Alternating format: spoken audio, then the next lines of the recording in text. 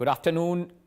After prime time आप देख रहे हैं दूसरी डिबेट लेकर हाजिर हैं। आज दोपहर की 1:30 बज चुके हैं। बात करने जा रहे हैं किस तरह से ईरान पर अब खतरा ज्यादा बड़ा होने जा रहा है। क्या दुनिया तीसरे विश्व युद्ध के मुहाने पर खड़ी है?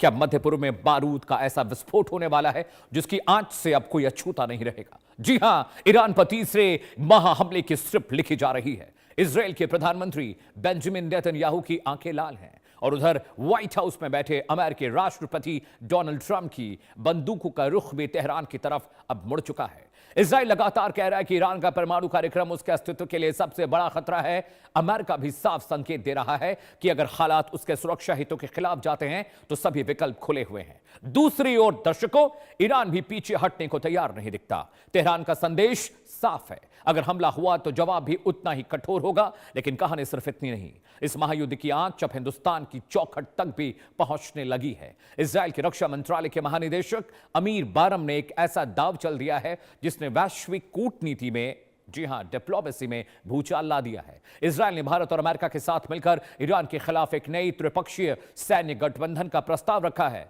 जी हां, इजरायल का कहना है कि ईरान सिर्फ उनके लिए नहीं बल्कि पूरी मानवता और वैश्विक स्थिरता के लिए नासूर बन चुका है।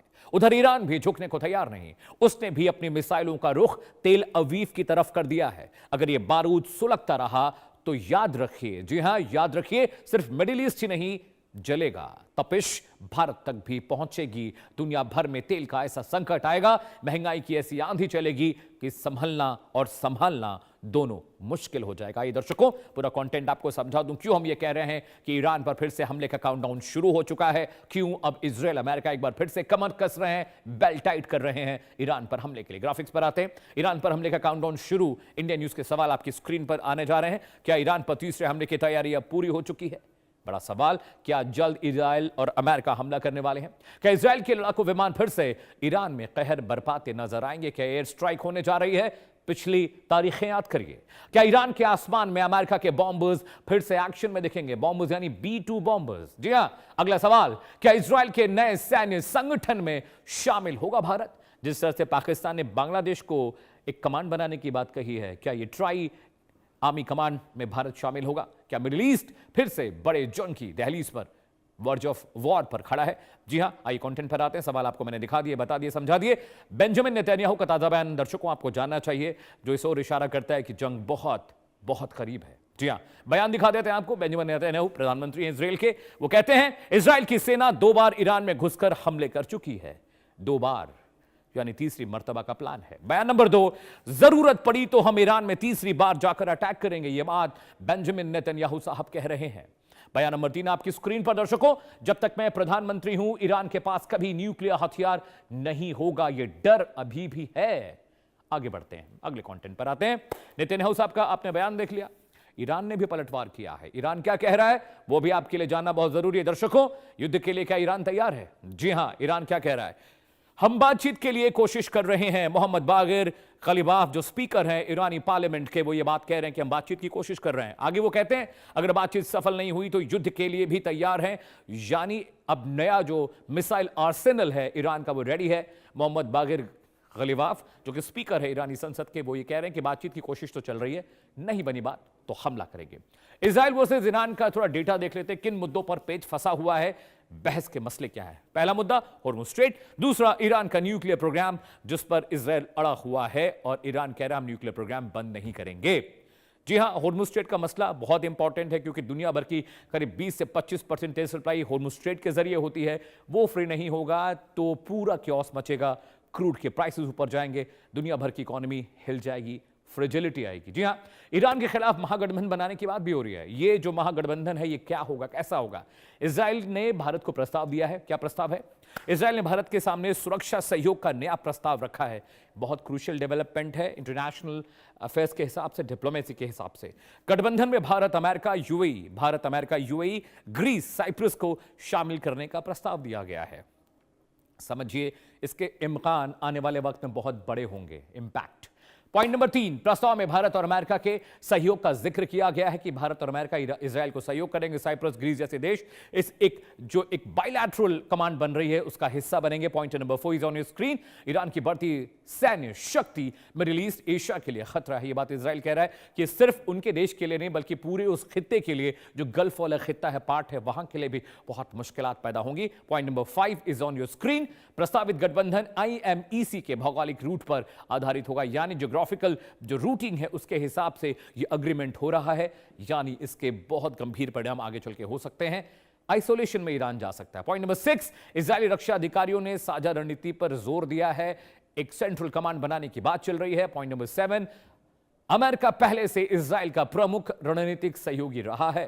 सिर्फ सहयोगी नहीं है, बहुत सारे मामलों में दोनों एक साथ फैसले भी लेते हैं। पॉइंट नंबर 8, भारत के साथ सह उत्पादन रणनीतिक साझेदारी बढ़ाना इजराइल चाहता है। ऑलरेडी डिफेंस डील उनके साथ हमारी है, हम बहुत सारी इक्विपमेंट, मशीनरी, AI उनसे खरीदते हैं, इंपोर्ट करते हैं, और भारत से भी बहुत सारा सामान जाता है इजरायली लोगों के लिए। चलिए आगे बढ़ते हैं।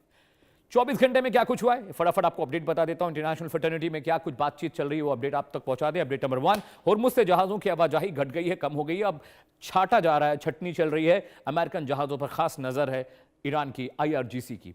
अपडेट नंबर 2, होर्मुज को लेकर ईरान और ओमान की मस्कट में एक मीटिंग हुई है, और उस मीटिंग में बहुत सारे सलीकों और तरीकों पर बात हुई है कि क्योस न बढ़े।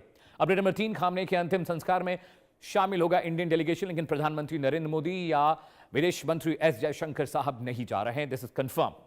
और कतर में फंसे $12 अरब में से $6 अरब जल्द ईरान मिलने की बात कर रहा है, लेकिन वो कब मिलेंगे, कैसे मिलेंगे, इसका रूपरेखा, इसका प्रारूप, इसकी गाइडलाइन अभी तक नहीं आई है। चलिए आगे बढ़ते हैं। 2 खास मेहमान मेरे साथ जुड़ रहे हैं। ग्रुप कैप्टन UK देवनाथ साहब है, भारतीय वायुसेना के पूर्व अधिकारी रहे हैं। सर बहुत बहुत स्वागत है, जय हिंद। इसके अलावा मेरे साथ एम्बेसडर सुशील सिंघल साहब हैं। सर आपका भी बहुत बहुत स्वागत है, बहुत शुक्रिया आपने शो के लिए वक्त निकाला। सबसे पहले एम्बेसडर सिंघल, मैं आपके पास आ रहा हूं। इजराइल ने वही प्रस्ताव दिया जो पाकिस्तान ने बांग्लादेश को दिया था, वहां पर 2 मुल्क मिलकर एक सेंट्रल कमांड भारत के खिलाफ बनाने की रणनीति बना रहे थे।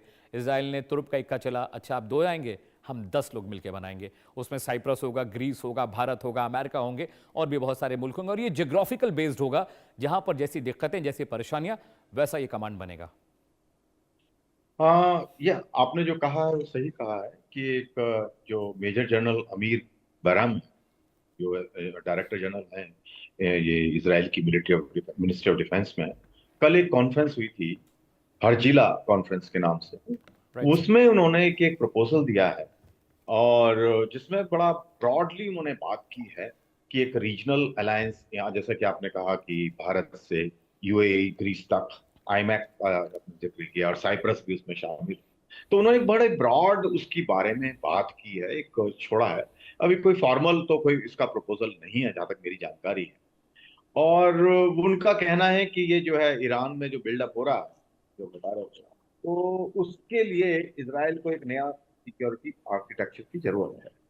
तो जहां तक मेरे ख्याल से ये अभी केवल एक उन्होंने कहा, इजराइल ने एक इजराइल की तरफ से एक मेरे ख्याल से एक कॉन्फ्रेंस में एक बात की गई है।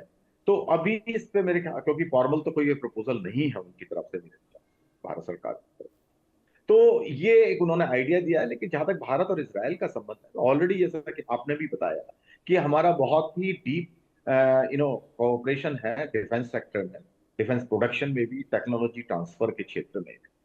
तो वहां उसमें हम ऑलरेडी जॉइंटली बहुत काम कर रहे हैं। लेकिन ये जो उनका प्रपोजल है, वो अभी मेरे ख्याल से उन्होंने बड़े इसको खाली एक कहा है, और आगे इसको क्या शक्ल बनाने की कोशिश की जाएगी उनकी तरफ से, वो तो हमें देखना पड़ेगा। और जहां तक मेरा अपना विचार है भारत का, जहां तक भारत के हिसाब से अभी भारत को इसमें मेरे ख्याल से इंटरेस्ट नहीं होगा इतना, क्योंकि भारत का अपना जो पॉलिसी है मिडिल ईस्ट, वेस्ट एशिया में, वो ये है कि हमारी सभी से दोस्ती है।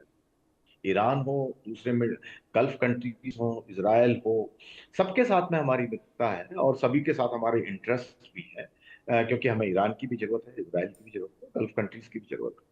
तो मेरा अपना विचार इसमें है, बाकी तो ऑफकोर्स भारत सरकार सोचेगी इस विषय में। लेकिन क्योंकि मेरे विचार से ये हमारे इंटरेस्ट में नहीं है इसके साथ में हमें कोई जुड़ना। और जहां तक जो इसराइल और ईरान और यूएस की जो बात आप कह रहे हैं वो सही है कि ईरान का इरादा स्टेट ऑफ अब्रूज को पूरी तरह से कंट्रोल करने का है, जो कि और अमेरिका नहीं चाहता, इसराइल भी नहीं चाहता है।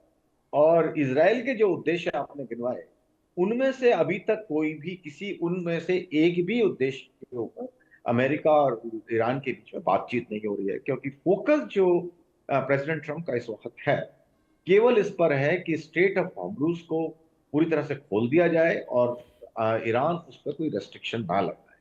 तो वो केवल इतना लिमिटेड फोकस है, क्योंकि बाकी जो बातचीत है न्यूक्लियर की हो या मिसाइल्स के बारे में बात हो या रीजनल जो नॉन स्टेट एक्टर को सपोर्ट की बात है, उस विषय में अभी कोई बातचीत नहीं हो रही है। वो टेक्निकल ग्रुप बने हुए हैं, लेकिन अभी उनकी शायद मीटिंग मेरे ख्याल से अभी नहीं हुई है, जहां तक मेरे को जानकारी है। लेकिन क्योंकि ये मुद्दा जो है अभी यहाँ पर स्टेट ऑफ हॉर्मुज और प्लस सीक्वेंसिंग के ऊपर ही अभी डिस्कशन चल रहा है कि उनको जो सैंक्शन हटनी है, जो अमेरिकन नेवी है वहां पर उसको क्या हटना है, और जो आपने $6 बिलियन के बारे में बात की वो एक मुद्दा है। तो इन्हीं मुद्दों पे अभी बातचीत इनकी चल रही है। अभी जो इसराइल के इंटरेस्ट के मुद्दे हैं उन पर अभी बात पहुंची नहीं है। तो इसराइल भी जैसे आपने कहा कि नेतन्याहू साहब ने, प्राइम मिनिस्टर ने बोला कि हमारे इंटरेस्ट प्रोटेक्ट नहीं हुए तो हम फिर से हमला कर सकते हैं। ईरान भी अपना वो कर रहे हैं, लेकिन मेरे ख्याल से इस वक्त सब कोशिश ये कर रहे हैं सारे देश कि उनके जो उद्देश्य हैं वो बिना लड़ाई के किसी तरह पूरे हो जाए। इसराइल, चाहे इसराइल हो, वो ईरान हो या यूएसए। तो इसमें जो है इस वक्त तो पूरी आपस में ये कोर्सिव डिप्लोमेसी चल रही है, और थोड़ा बहुत छुटपुट कहीं कहीं घटना भी हो जाती है। लेकिन उद्देश्य सबका मेरे विचार से जो है वो यही है कि डिप्लोमेटिकली सॉल्यूशन निकाला जाए उनकी शर्तों। तो ये एक मेरे ख्याल से अभी इस वक्त जो शक्ल बनी हुई है मेरे सारी बातचीत की, वो इस तरह से नजर आ रही है। Thank you. ठीक है कैप्टन साहब, अब मैं आपके पास आ रहा हूँ। स्ट्रेटेजिक तरीके से अब मुझे समझाइए, क्योंकि अमेरिका, ईरान और इसराइल की लड़ाई कभी खत्म नहीं होने वाली। अमेरिका फिर भी शांत बैठ सकता है, हाथ पीछे खींच सकता है, लेकिन इसराइल का जो ग्रेटर इसराइल वाला सपना है उसमें सबसे बड़ा जो रोड़ा है वो ईरान है। और सिर्फ यही वजह नहीं है, उनके पास न्यूक्लियर वेपन ना हो जाए, उनके प्रॉक्सीज लगातार इसराइल को मार रहे हैं, तो ये लड़ाई कभी खत्म होने वाली ही नहीं है। लेकिन ये जो सेंट्रल कमांड बनाने की बात हो रही है, 4-5 देश मिलकर की एक बड़ी सेना बनाएंगे, मुझे इस पर कोई बुराई नहीं लगती। हालांकि भारत का इंटरेस्ट नहीं होगा, बिल्कुल सही कह रहा है मेजर साहब कि हमारा ईरान भी मित्र है और भी जो राष्ट्र है उनसे हमारी सीधी लड़ाई नहीं, और इसराइल के लिए हम सबसे दुश्मनी मोल नहीं ले सकते। लेकिन ये आइडिया बुरा नहीं है। कम से कम टेरर को कंट्रोल करने के लिए ऐसे ऐसे जो अफलातूनी और पागल देश हैं जो कभी भी कुछ भी कर सकते हैं, उनके लिए तो कम से कम ये बहुत बड़ी युक्ति है, संजीवनी है। जी हाँ अमित जी, देखिए इसराइल से बैकडोर डिप्लोमेटिक चैनल से और जो इंटरलोक्यूटर्स होते हैं और एक टीम सी भी काम करती है, friends of Israel and India. तो ये प्रपोजल कि इसराइल और भारत मिलकर थोड़ा मिलिट्री सहयोग को और ज्यादा बढ़ाएं भविष्य में, ये प्रपोजल 20 साल पहले, 10 साल पहले भी आते रहे हैं। लेकिन नाना कारणों से भारत सरकार ने कभी इस प्रपोजल पर ज्यादा ध्यान नहीं दिया। एक बहुत बड़ी वजह है कि हम ठीक है, इसराइल है वो हमारे को डिफेंस रिसर्च में बहुत मदद कर रहा है। अगर हम देखें, तेजस फाइटर विमान है, अभी हमने नेत्रा इलेक्ट्रॉनिक वॉरफेयर एयरक्राफ्ट बनाया, और भी बहुत सारे डिफेंस प्रोजेक्ट्स हैं जहां पर इसराइल हमें मदद करता है। लेकिन क्या हम परस्पर सहयोग को इतना बढ़ा सकते हैं कि एक छोटा सा मिलिट्री अलायंस या छोटा सा गठबंधन, फौजी गठबंधन बनाएं? इसमें दूसरे एंगल आ जाते हैं। एक तो अगर हम उस तरफ बढ़ते हैं तो जो मुस्लिम देश है या जो गल्फ कंट्रीज में जो देश हैं, अरब कंट्रीज हैं, वो शायद इसको बहुत अच्छी नज़र से नहीं देखेंगे। भारत सरकार को एक बैलेंस रखना पड़ता है, हमारे रिश्ते अरब मुल्कों के साथ और हमारे रिश्ते मुस्लिम देशों के अलावा इसराइल के साथ। एक बहुत बड़ी चीज जो मैं बताना चाहता हूं कि दोनों का मिलिट्री तात्पर्य भी अलग अलग है। देखिए, जैसे हम कहते हैं कि ठीक है, इसमें यूएई शामिल हो सकता है। अब उनका जो एनिमी है कौन है, भारत का एनिमी है कौन है, वहां पर इसराइल के जो दुश्मन है वो कौन है, या वहां पे अगर हम तुर्की की तरफ देखें, तुर्की इस अलायंस को ज्वाइन करेगा, क्यों ज्वाइन करेगा? तो सबका जो स्ट्रेटेजिक ऑब्जेक्टिव है अलग अलग है। हाँ, भारत में भी कुछ जोशीले लोग हैं हमारे यहाँ राजनीतिक कूटनीतिज्ञ और मिलिट्री स्पेशलिस्ट, खासतौर से जो हमारी इंटेलिजेंस कमिटी कम्युनिटी है उसमें भी कुछ जोशीले और गर्म खून के लोग हैं। वो कहते हैं कि भारत और इजराइल मिलकर एक एंटी पाकिस्तान ज्यादा क्लोज रिलेशन रख सकते हैं। लेकिन इसमें एंगल्स बहुत हैं। नंबर एक तो है इंडियन आर्मी, एयरफोर्स और नेवी का आकलन है कि जहां तक पाकिस्तान की बात है, हमारी फौज को इजराइल की फौजी ताकत की जरूरत नहीं है, हमें सिर्फ इजराइल की टेक्निकल नो हाउ चाहिए। दूसरी, हमारी जो इंटेलिजेंस कम्युनिटी है, चाहे इंटेलिजेंस ब्यूरो हो, रॉ हो या मिलिट्री इंटेलिजेंस हो, उनके पास पाकिस्तान के जो इंटेलिजेंस इनपुट आती है वो काफी है। अ, ठीक है, अगर जरूरत पड़े तो हम इसराइल से थोड़ा बहुत इंटेलिजेंस इनपुट ले सकते हैं। लेकिन मैं आपको बता दूं कि हमारी इंटेलिजेंस एजेंसीज ने पहले भी ऐसा कहा है कि हम को सीधा सीधा डायरेक्ट कॉम जो टैक्टिकल इंटेलिजेंस होती है, कि उनके दुश्मन यानी पाकिस्तान के या चीन के टैंक तो बख्तरबंद गाड़ियां कहाँ पे हैं, स्टोरेज भंडार कहाँ है, उनके कौन से फॉर्मेशन को कौन लीड कर रहा है, ये सब जानकारी हमारी इंटेलिजेंस एजेंसीज ढूंढ निकालती हैं। तो इसराइल के साथ हम मजबूती से रहेंगे, लेकिन ये आशा करना कि एक सैन्य सहयोग गठबंधन बनेगा, बहुत दूर की कौड़ी है, असंभव है। जी। अमिर साहब, ये बात तो बिल्कुल तय है कि ईरान का जो मसला है उस पर वो हमेशा अड़ा रहेगा, चाहे जितनी भी बैकडोर डिप्लोमेसी कर ले, इंटरनेशनल कम्युनिकेशन कितना भी हो जाए।